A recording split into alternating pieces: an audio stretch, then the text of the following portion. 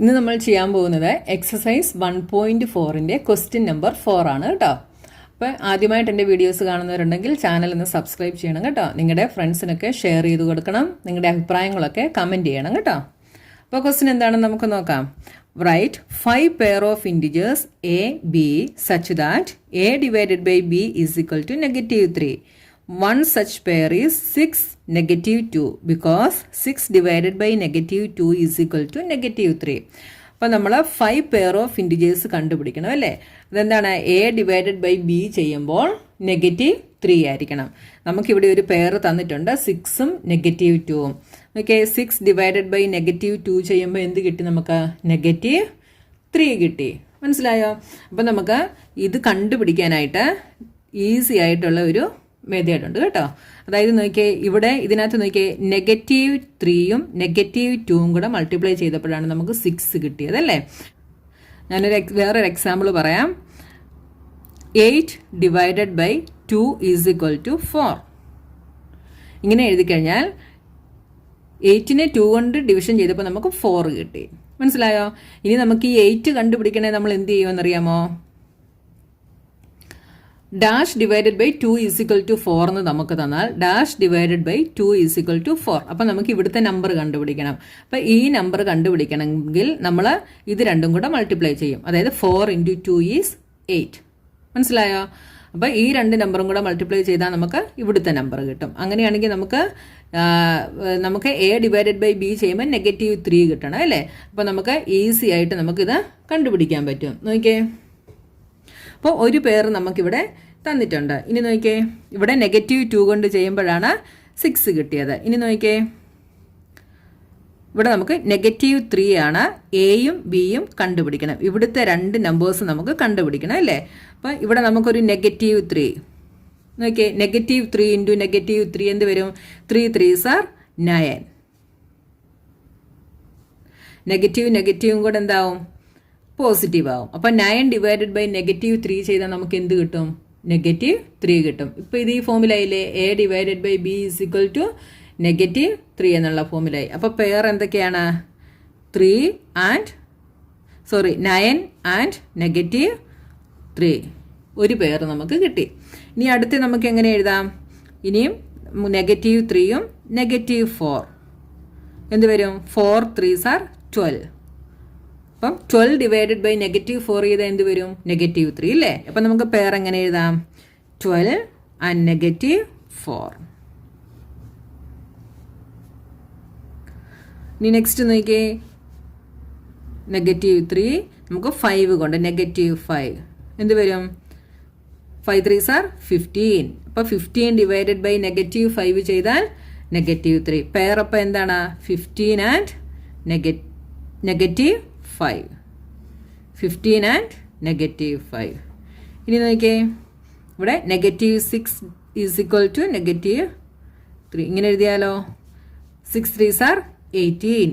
അപ്പോൾ 18 divided by -6 ചെയ്താൽ -3 കിട്ടും. അപ്പോൾ 18ഉം -6ഉം. അപ്പം 4 പേർ നമുക്ക് കിട്ടിയില്ലേ. ഇനി നോക്കിയേ, -7 -3 രണ്ടും കൂടെ ചെയ്താൽ 21. അപ്പോൾ 21 ഡിവൈഡഡ് ബൈ -7 എന്ത് വരും? -3. അപ്പോൾ പെയർ എന്താണ്? 21ഉം -3ഉം. അപ്പോൾ ആൻസർ എന്തൊക്കെയാണ്? 5 pair of integers a, b such that a divided by b is equal to -3 are 9 -3, 12 -4, 15 -5, 18 -6, 21 -3. ഇനി നമുക്ക് നെഗറ്റീവ് ഇവിടെ എടുത്ത് വേണമെങ്കിൽ നമുക്ക് എഴുതാം. എന്താ? -15 ഡിവൈഡഡ് ബൈ 5 അങ്ങനെ ചെയ്താലും നമുക്ക് എന്ത് കിട്ടും?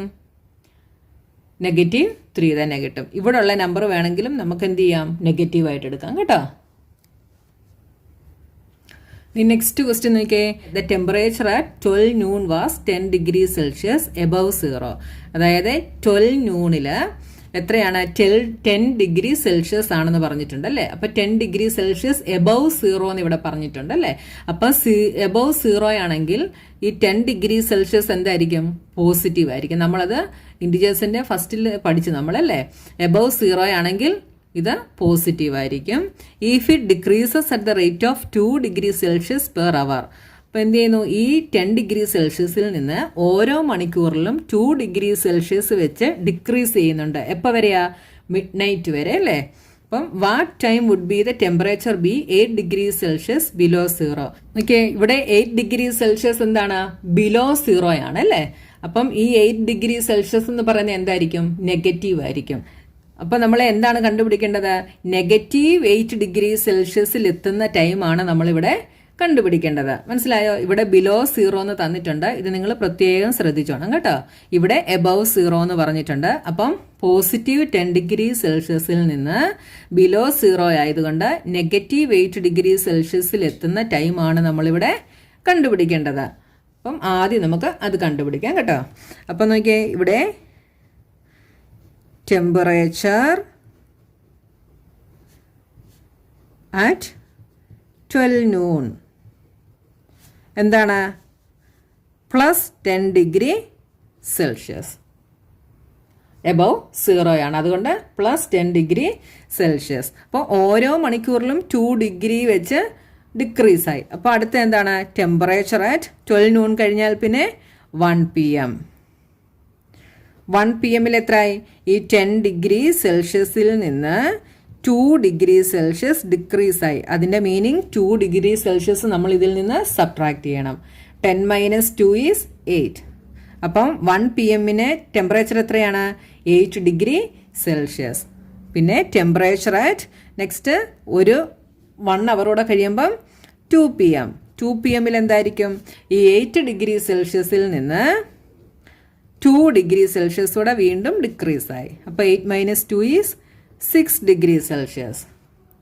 ഇനി ടെമ്പറേച്ചർ അറ്റ് 1 അവറോടെ കഴിയുമ്പം 3 PM. അപ്പം 6 ഡിഗ്രി സെൽഷ്യസിൽ നിന്ന് 2 ഡിഗ്രി സെൽഷ്യസോടെ ഡിക്രീസ് ആയി. 6 - 2 is 4 degree Celsius. Next temperature at 4 PM. 4 PM 4 degree സെൽഷ്യസിൽ നിന്ന് 2 ഡിഗ്രി സെൽഷ്യസ് ഡിക്രീസ് ആയി. അപ്പം എന്തായി? 4 - 2 ഈസ് 2 ഡിഗ്രി സെൽഷ്യസ്. ഇനി ടെമ്പറേച്ചർ അറ്റ് 5 PM. 5 PM ഈ 2 ഡിഗ്രി സെൽഷ്യസിൽ നിന്ന് 2 ഡിഗ്രി സെൽഷ്യസ് ഡിക്രീസ് ആയി. അപ്പം എന്തായി? 0 ഡിഗ്രി സെൽഷ്യസ്. ഇനി ടെമ്പറേച്ചർ അറ്റ് 6 PM. 6 PM ഈ 0 ഡിഗ്രി സെൽഷ്യസിൽ നിന്ന് 2 ഡിഗ്രി സെൽഷ്യസ് ഡിക്രീസ് ആയി. ഇവിടെ വന്നപ്പോൾ എന്തായി?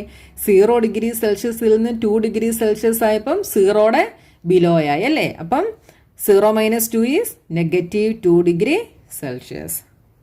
ഇനി 7 PM. 7 PM ഈ നെഗറ്റീവ് 2 ഡിഗ്രി സെൽഷ്യസിൽ നിന്ന് വീണ്ടും 2 ഡിഗ്രി സെൽഷ്യസ് ഡിക്രീസ് ആയി.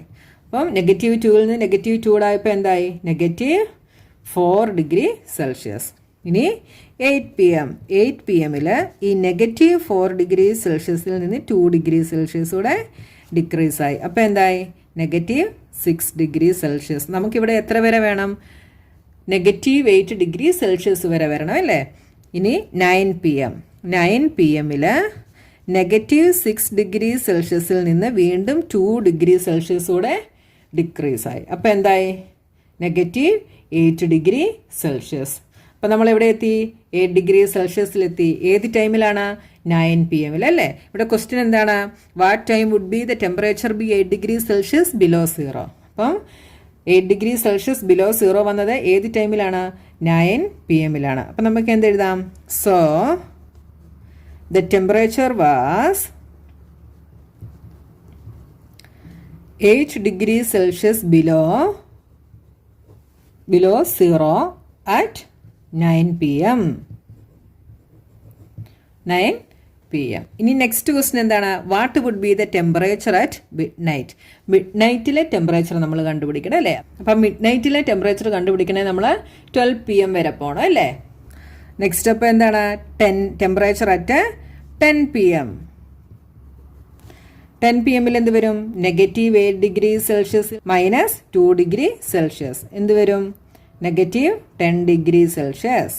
ഇനി 11 PM negative 10 degree Celsius minus 2 degree Celsius is equal to negative 12 degree Celsius. ഇനി അടുത്ത എന്താണ് 11 PM കഴിഞ്ഞ് ഇനി മിഡ് നൈറ്റ് ആണ് അല്ലേ. മിഡ് നൈറ്റ് എന്താണ് 12 AM. മിഡ് നൈറ്റ് എന്ന് പറയുന്നത് 12 AM ആണ് കേട്ടോ. 12 AM എന്ത് വരും? -12 ഡിഗ്രി സെൽഷ്യസിൽ നിന്ന് 2 ഡിഗ്രി സെൽഷ്യസോട് എന്തായി? ഡിക്രീസായി. അപ്പോൾ -12 ഡിഗ്രി സെൽഷ്യസ് -2 ഡിഗ്രി സെൽഷ്യസ് എന്ത് വരും? -14 ഡിഗ്രി സെൽഷ്യസ്. അപ്പം മിഡ് നൈറ്റിലെ ടെമ്പറേച്ചർ എത്രയാണ്? -14 ഡിഗ്രി സെൽഷ്യസ്. അപ്പോൾ നമുക്ക് ആൻസർ എന്ത് എഴുതാം? So the temperature at mid night was 14 degree below zero. Therefore, the temperature at midnight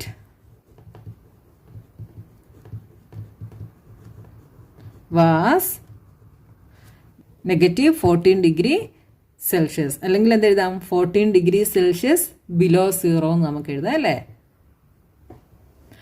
അപ്പോൾ നമ്മുടെ ക്വസ്റ്റ്യൻ നമ്പർ 5 കഴിഞ്ഞു. അപ്പോൾ നമുക്ക് നെക്സ്റ്റ് ക്വസ്റ്റ്യനുമായി നെക്സ്റ്റ് വീഡിയോയിൽ കാണാം.